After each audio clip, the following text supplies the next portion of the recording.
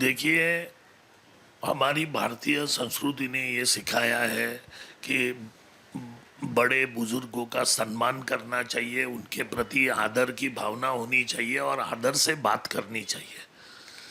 लेकिन राहुल जी को ये शायद बात संस्कृति की मालूम नहीं है कि जिस तरीके से उन्होंने अमेरिकन प्रेसिडेंट जो बाइडन साहब के बारे में बताया कि उनको समझ में नहीं आता है, उनका मेमोरी लॉस है, या जिस तरीके की बातें की, ये ऐसी बातें किसी बुजुर्ग आदमी के बारे में उसके शारीरिक व्यंगों के ऊपर टिप्पणी करना, ये संस्कृति की बात नहीं है।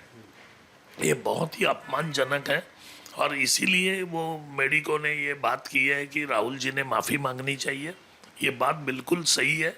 अगर हम किसका अपमान करते हैं, ये गलत है, उनको माफ़ी मांगनी चाहिए। देखिए, राहुल जी बड़े नेता हैं, कांग्रेस पार्टी के वरिष्ठ नेता रह चुके हैं। शायद उनके घर में प्रधानमंत्री पद उन्होंने देखा है।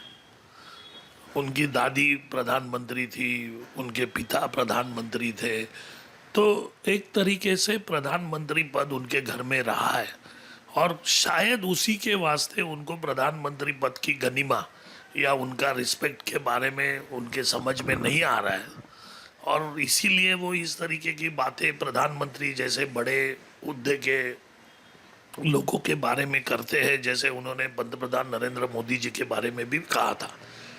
लेकिन ये गलत बातें हैं कि आप एक वरिष्ठ पार्टी के नेता हैं, एक बड़े पार्टी के नेता हैं, आपको दूसरों का जो एज है उनका अनुमान करना चाहिए, बुजुर्गों का, बड़ों का एक पूरी तरह से सम्मान करना चाहिए, ना कि इस तरीके की बातें करें। आप पॉलिटिकल बात ज़रूर करें, लेकिन इस तरीके की बातें करना और प्रधानमंत्री पद की गनीमा को ठेस पहुंचाना, चाहे वो अपने देश की प्रधानमंत्री क्यों ना हो या चाहे अमेरिका के प्रधानमंत्री क्यों ना हो, इस तरीके के प्रधानमंत्री पद के गनीमा को ठेस पहुंचाना अच्छी बात नहीं है।